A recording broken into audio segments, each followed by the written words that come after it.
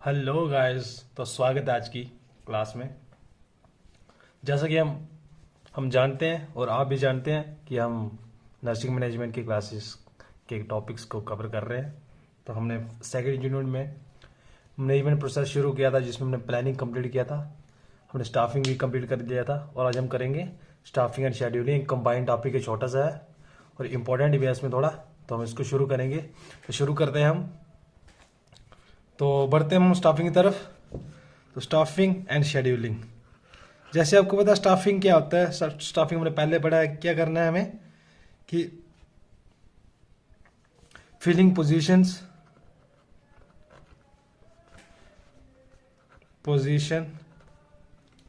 In the institution और organisation, या जो आपको समझते हो स्टाफिंग क्या होती है। स्केड्यूलिंग क्या है? स्केड्यूलिंग एक नई टर्म है, इसको ध्यान सुना। स्केड्यूलिंग, तो स्केड्यूलिंग मैं बताता हूँ आपको। स्केड्यूलिंग है, स्केड्यूलिंग जनरली मीन्स और refers to making work assignments for the next work period. मतलब इसका मतलब सिंपली यही है कि हमें क्या करना है, असाइनमेंट्स बनाने हैं। किसके लिए? जो आने वाला वर्क पीरियड है उसके लिए। मतलब सिंपली हम बात करें, जैसे हमें हमें क्या करना है, हमें नेक्स्ट वीक में अपने जैसे हॉस्पिटल में या रख लो आप ड्यूटी प्लान करनी होती है ना। तो नेक्स्ट वीक हम कर देते हैं ना, किस स्टाफ की मॉर्निंग में है, किसकी आफ्टरनून में है, किसकी इवनिंग में है। तो इस प्लानिंग को हम क्या बोलते हैं?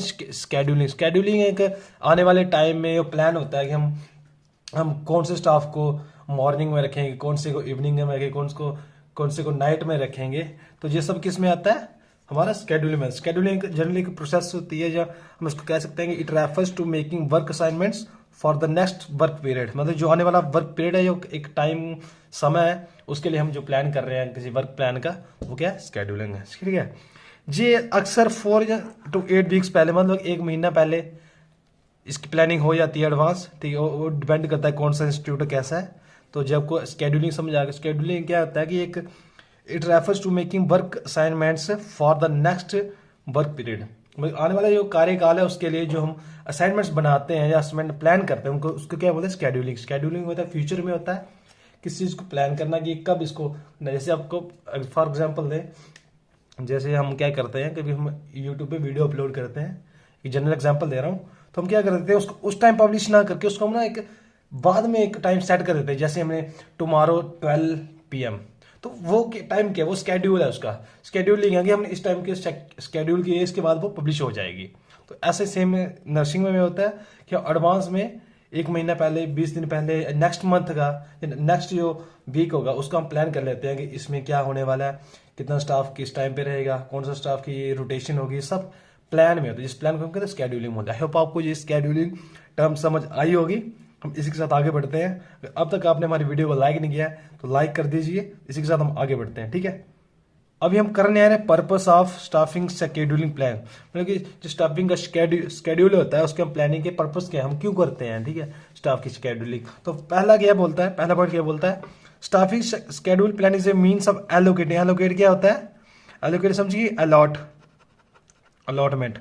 ठीक है, allotment means of allocating age appropriate amount of man और produced by personnel in different job classification for required care needs of each patient each day in terms of hour and minutes। मतलब क्या है कि इसमें इसका मतलब simply ये है कि जो स्टाफिंग स्केड्यूल होता है वो हमें एक टाइम पीरियड में कितने स्टाफ की रिक्वायरमेंट है, ठीक है, किसके बेसिस पे एक जो हमारे पेशेंट्स हैं उनकी नीड के बेसिस पे हम वो इसे प्रॉपर प्लान कर सकते हैं।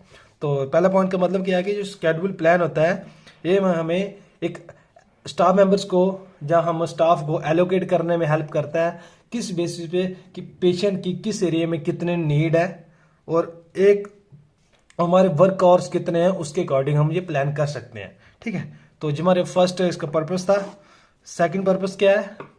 It enables the staff to meet the objectives standards and policies of organisation. मतलब यही है कि अगर हमारा स्टाफिंग जो स्केड्यूलिंग है वो अच्छी है तो इससे क्या होगा, स्टाफ के ऑब्जेक्टिव वो भी हमारे पूरे होंगे, स्टैंडर्ड्स की जो है उसके अकॉर्डिंग भी काम कर रहे हैं, पॉलिसीज भी ऑर्गेनाइजेशन की वो भी फिलफिल होंगी या उनके अकॉर्डिंग काम कर पाएंगे।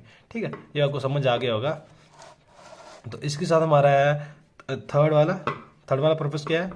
It gives an idea to all the staff members of of the work for the coming 3 to 6 weeks including shift duties and day off. मतलब इसमें जो स्केड्यूल होता है जिसमें हमें किसके बारे में बताता है कि जो आने वाले 3 या 6 हफ्ते या अगले नेक्स्ट मंथ है उसमें हमारी ड्यूटी किस टाइप की होने वाली है, हमारी कब मॉर्निंग है, कब हमारी इवनिंग है, कब हमारी नाइट है, अब कब हमारा ऑफ है, या हमारी शिफ्ट किस टाइम चेंज होनी है। ये सब किससे पता चलता है हमें, हमारी स्टाफिंग शेड्यूल प्लान से। तो ये भी एक इसका मेन पर्पस है।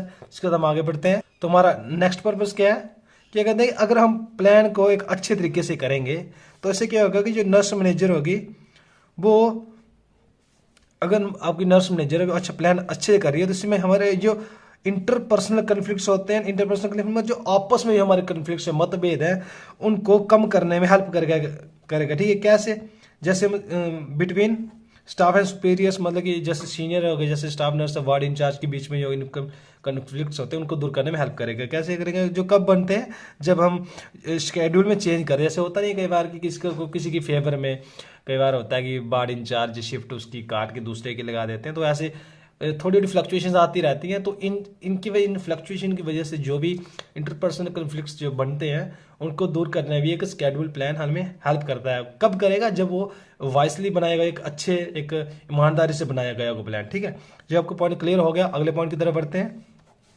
जी क्या बोलता है कि staffing schedule pattern done properly will help in meeting the unexpected personal changes. ठीक है, तो ये क्या करता है कि अगर आपका शेड्यूल पैटर्न सही बना है तो वो आपके जो जब अनएक्सपेक्टेड पर्सनल चेंजेस आती हैं उसको फेस करने में हेल्प करेगा। ठीक है, helps in meeting unexpected personal changes such as termination से बचा सकता है। अगर आपका प्लान प्रिपरेशन, वेकेशंस होती हैं, सिक लीव होगी या कैजुअल लीव होगी, इन सब से वो थोड़ा प्रॉपरली इन चीज़ों को फुलफिल करने में वो आपको हेल्प कर सकता है। ठीक है, ये कुछ इसके पर्पसेस। अब इसके साथ आगे बढ़ते हैं एडवांटेजेस ऑफ स्टाफिंग एंड